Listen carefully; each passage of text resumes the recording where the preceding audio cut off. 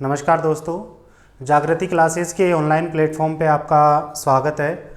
जैसा कि हम लोग पिछली क्लास में डिस्कस कर रहे थे कि जो हमारा सिगमंड फ्राइड का मनोविश्लेषणात्मक सिद्धांत है, सिगमंड फ्राइड की हमने स्टार्टिंग की थी। उसके स्टार्टिंग के जो कुछ कॉन्सेप्ट थे उनको हमने समझने की कोशिश की थी। सिगमंड फ्राइड ने बालक के विकास को दो भागों में बांटा था। कितने भागों में बांटा था? दो भागों में बांटा था कि जो हमारा बालक का विकास होता है वो मुख्य रूप से दो चरण होते हैं उसके, एक मन का विकास, दूसरा शरीर का विकास। मन के विकास के भी दो पहलू बताए थे उन्होंने, एक गतिशील पहलू और दूसरा स्थलाकृति पहलू, डायनामिक एस्पेक्ट ऑफ माइंड और topographical aspect of mind. Dynamic aspect के तीन चरण बताए थे, इड, ईगो और सुपर ईगो। इड, इदम, अहम और परा अहम, ये कल हम लोगों ने डिस्कस किया था। आज हम लोग स्टार्ट करते हैं कि जो मन के विकास का स्थलाकृति पहलू है, कौन सा?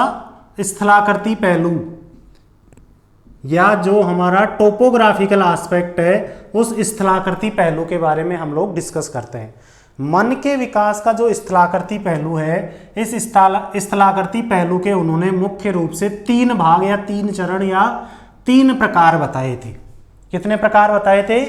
तीन प्रकार। पहला चेतन मन, कॉन्शियस, दूसरा अर्धचेतन मन और तीसरा अचेतन मन।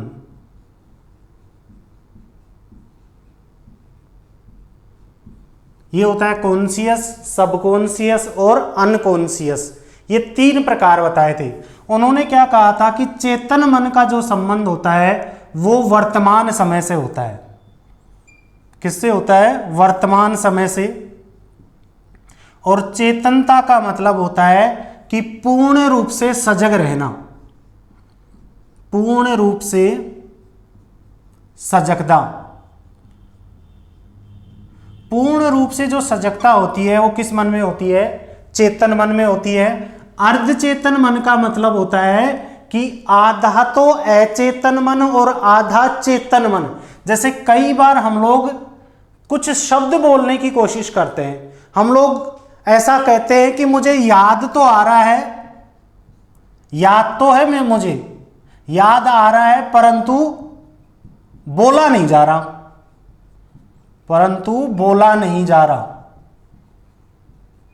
याद तो आता है परंतु बोला नहीं जाता है। हम बोलते हैं ना कई बार कि मेरे माइंड में तो है पर वो जबान पे नहीं आ रहा, मतलब बोल नहीं पा रहा हूं मैं। तो वो जो इस तरह का कहने का जो तात्पर्य है उसका मतलब होता है कि कुछ विचार हमारे अर्धचेतन मन में है। क्या है? अर्धचेतन मन में। और अचेतन का मतलब होता है पूर्ण रूप से बेहोशी की अवस्था। पूर्ण रूप से बेहोशी की अवस्था। किसकी अवस्था होती है? बेहोशी की अवस्था। होश वालों को खबर क्या बेखुदी क्या चीज है। तो ये होश वाले कौन है? चेतन मन है। और बेहोश कौन है? अचेतन मन है। तो अचेतन मन में पूर्ण रूप से क्या होती है? बेहोशी होती है। सिगमंड फ्राइड ने क्या कहा था? सिगमंड फ्राइड ने यह कहा था कि हमारा जो मन होता है, या हम दिन भर में जितने भी काम करते हैं, मान के चलिए हमने दिन भर में 100% काम किए, 100% काम किए, उस 100% काम का 90% जो भाग होता है, 90% भाग मुख्य रूप से अचेतन मन पर निर्भर करता है। मतलब हम लोग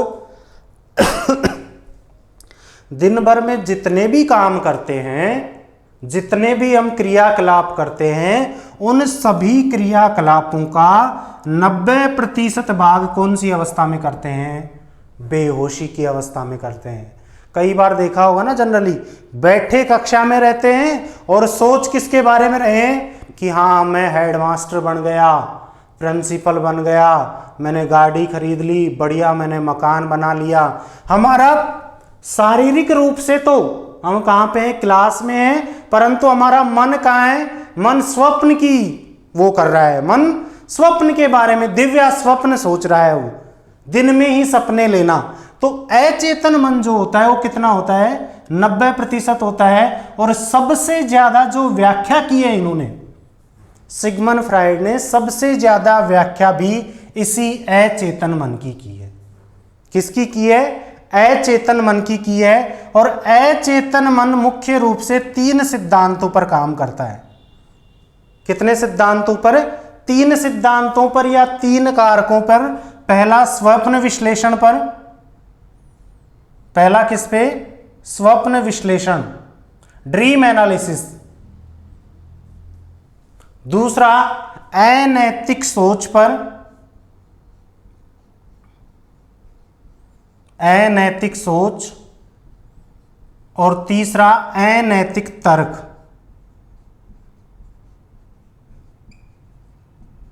तीसरा कौन सा? अनैतिक तर्क। सिगमंड फ्राइड ने सबसे ज्यादा व्याख्या अचेतन मन की और अचेतन मन मुख्य रूप से 3 कारकों पर या 3 सिद्धांतों पर कार्य करता है। स्वप्न विश्लेषण पर, अनैतिक सोच पर और अनैतिक तर्क पर।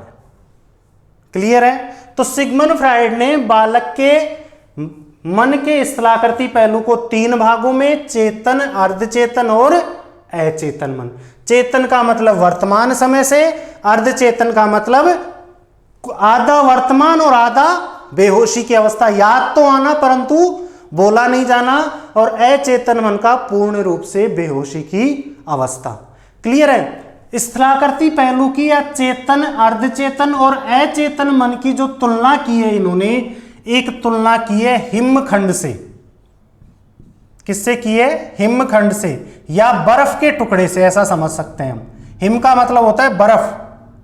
किससे की है? बर्फ के टुकड़े से। बर्फ का एक बड़ा सारा टुकड़ा है, उस टुकड़े से इसकी तुलना की है। और यही क्वेश्चन आया हुआ है।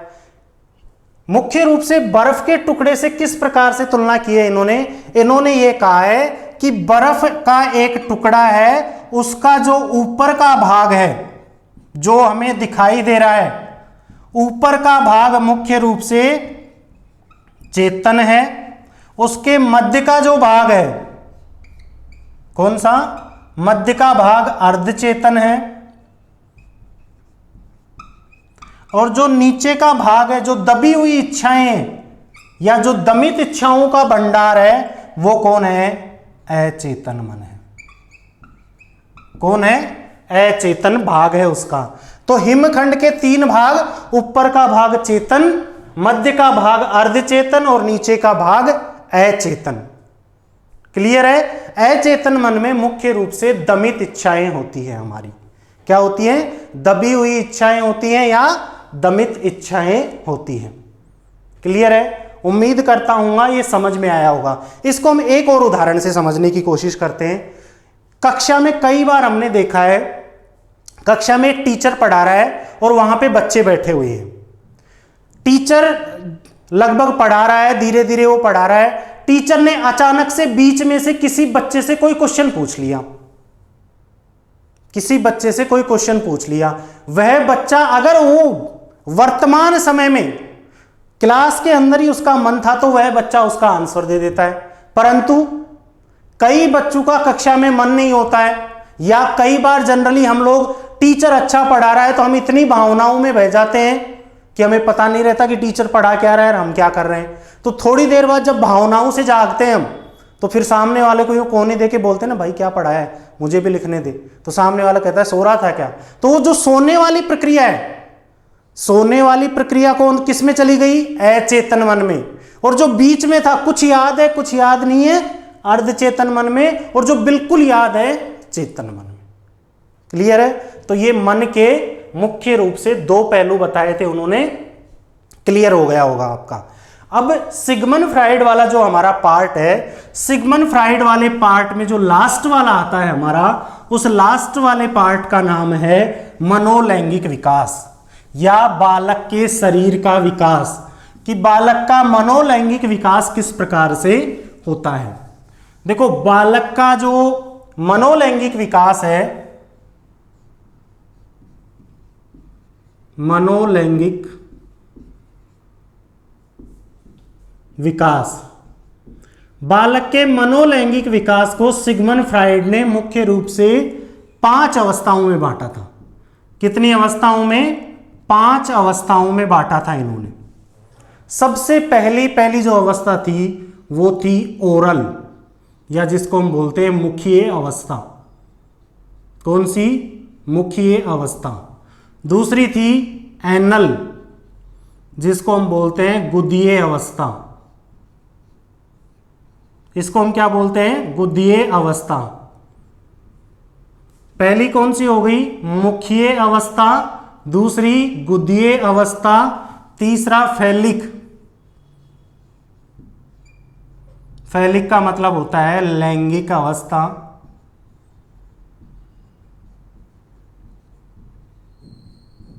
Oral, anal, phallic. चौथी हो गई लेटेंसी। लेटेंसी का मतलब हो गया सुप्तावस्था। और 5वीं है जेनिटल। जेनिटल का मतलब हो गया जनेंद्रिय अवस्था। क्या हो गया? जनेंद्रिय अवस्था। मुख्य अवस्था का जो समय होता है वो होता है जन्म से 2 वर्ष, 2 से 3 वर्ष, 3 से 6 वर्ष, 6 से 12 वर्ष, और 12 के बाद या 12 से 20 वर्ष। 12 के बाद या 12 से 20 वर्ष सिगमंड फ्राइड ने क्लियर रूप से इसको 12 से 20 वर्ष तक का ही माना था। परंतु हम लोग कई बार ऐसा भी कह सकते हैं कि 12 के बाद की जो अवस्था होती है, 12 वर्ष के बाद की जो अवस्था होती है वो जनेंद्रिय अवस्था होती है। पहली अवस्था कौन सी बताई? मुखीय अवस्था, दूसरी गुदीय अवस्था, तीसरी लैंगिक अवस्था, चौथी सुप्ता अवस्था, और 5वीं जनेंद्रिय अवस्था। क्लियर है? तो मुख्य रूप से जो ओरल स्टेज होती है या जो मुखीय अवस्था होती है, जैसा कि नाम से ही पता चल रहा है, मुख, तो बच्चे के जितना भी आनंद प्राप्त होगा उस आनंद का स्रोत होगा मुख से। किससे होगा? मुख से। बालक का जो मन होता है वो इड से परिपूर्ण होता है। किससे? Id. Id, ego, super ego हमने पढ़ा है ना पिछले वाले लेक्चर में। किससे कंप्लीट होता है? इड से। इड का मतलब पाश्विक प्रवृत्तियों का जनक, इच्छाएं, दमित इच्छाएं, अनैतिक सोच, सारी की सारी किसमें आती है? मुखीय अवस्था में।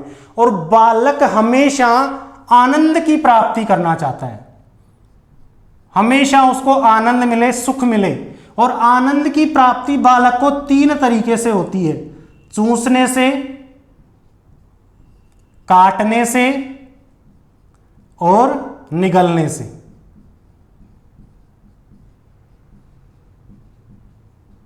किस किस से होती है? चूसने से होती है, काटने से होती है और निगलने से होती है। जैसे बचपन में आप किसी बच्चे को टॉफी दो तो टॉफी को वो बड़ी देर तक मुंह में ले लेके चूसता रहेगा, चिढ़ाएगा, वो दूसरे को कहेगा ना कि देख कितना अच्छा स्वाद आ रहा है। तो किससे हो रही है उसको आनंद की प्राप्ति? चूसने से। छोटे बच्चे को आप उंगली देके देखो, तुरंत काटेगा, काट के हंसेगा। क्यों? क्योंकि उसको काटने से क्या हो रही है? आनंद की प्राप्ति। निगलने से, कई बार टॉफी ऑटोमेटिकली बच्चा जैसे ही हंसता है अंदर चली जाती है, फिर वो हंसता है, फिर आके कहता है मम्मी पूरी की पूरी जो मिठाई थी वो अंदर चली गई मेरी, और वो हंसता है। तो बालक को आनंद की प्राप्ति किससे हो रही है? चूसने से हो रही है, काटने से हो रही है और निगलने से हो रही है। क्लियर है?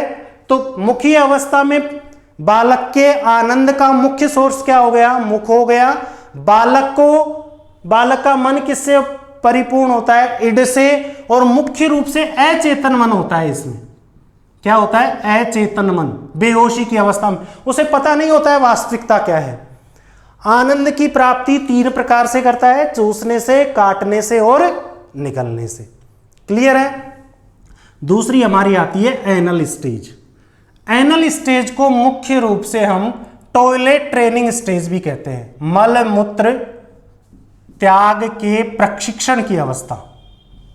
त्याग के प्रशिक्षण की अवस्था टॉयलेट ट्रेनिंग स्टेज होती है ये। और इसका समय कौन सा होता है? 2 साल से 3 साल तक।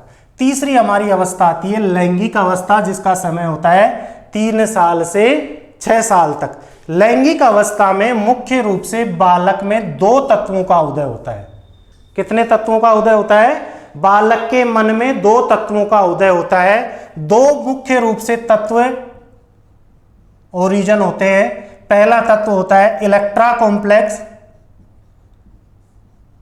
कौन सा होता है? Electra complex.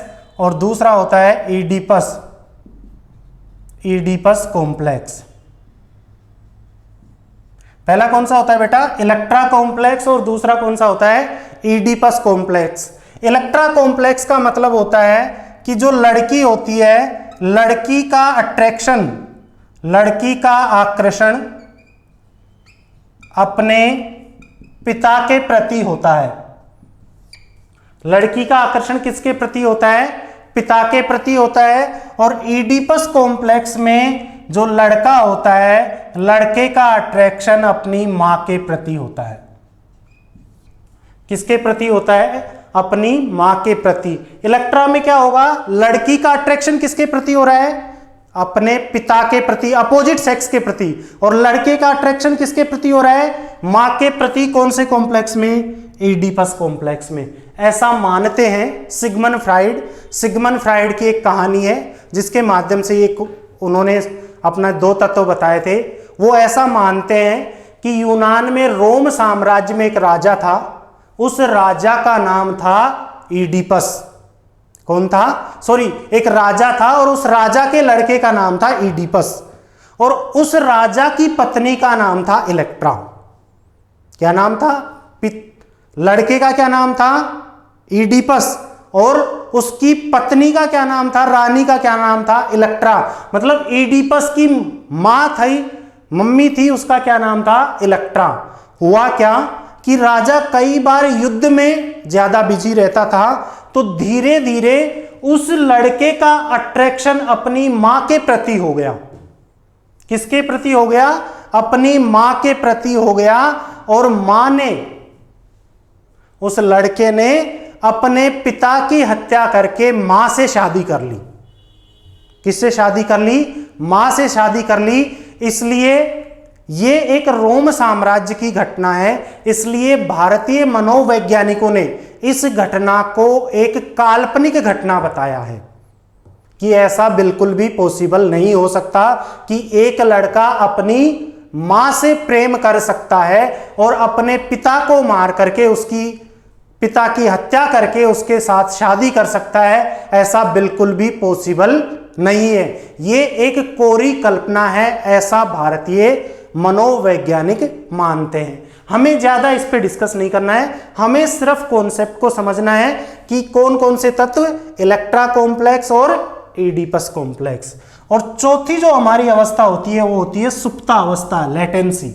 लेटेंसी में होता क्या है कि जो बालक का सेक्सुअल अट्रैक्शन है, सेक्सुअल अट्रैक्शन कौन सी अवस्था में हो रहा है? फैलिक में, लैंगिक में, क्योंकि 2 तत्वों का उदय हो रहा है। इस अवस्था में बालक का जो सेक्सुअल अट्रैक्शन है, सेक्सुअल अट्रैक्शन मुख्य रूप से सृजनात्मकता की तरफ आगे बढ़ता है।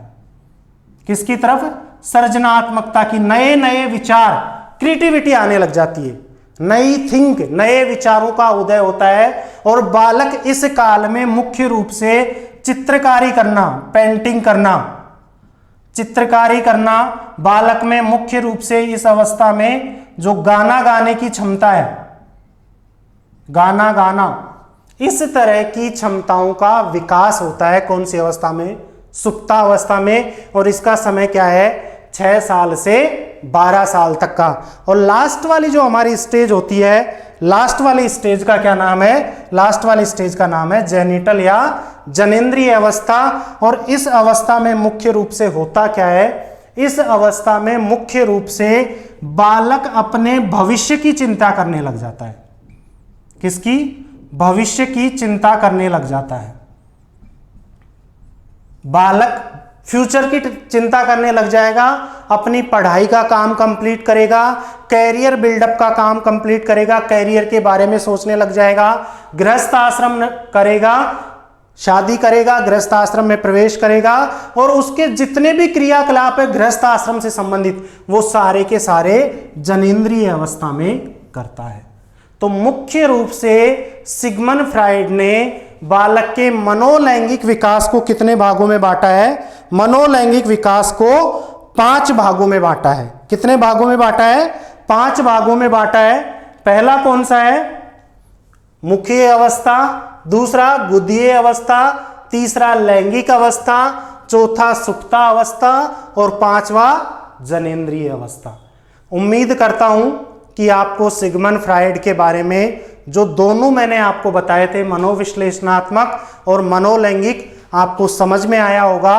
और अगर हम लोग निष्कर्ष के रूप में बात करें तो निष्कर्ष के रूप में भारतीय मनोवैज्ञानिक थे। भारतीय मनोवैज्ञानिकों ने सिगमंड फ्राइड को डर्टी माइंडेड मनोवैज्ञानिक की संज्ञा दी है।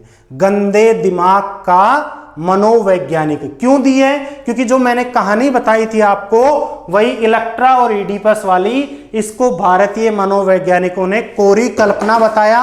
और दूसरा तथ्य ये दिया उन्होंने, दूसरा तर्क ये दिया कि मुख्य रूप से सिगमंड फ्राइड ने बार बार अपने सिद्धांतों में सेक्स शब्द का प्रयोग किया, इसलिए उसको हम डर्टी माइंडेड की संज्ञा देते हैं। उम्मीद करता हूं समझ में आया होगा। तो सिगमंड फ्राइड का मनोलैंगिक विकास इतना ही है। तो आज के लेक्चर में सिगमंड फ्राइड का मनोविश्लेषणात्मक सिद्धांत कंप्लीट होता है। घर पे रहिए, सेफ रहिए, सुरक्षित रहिए। जय हिंद।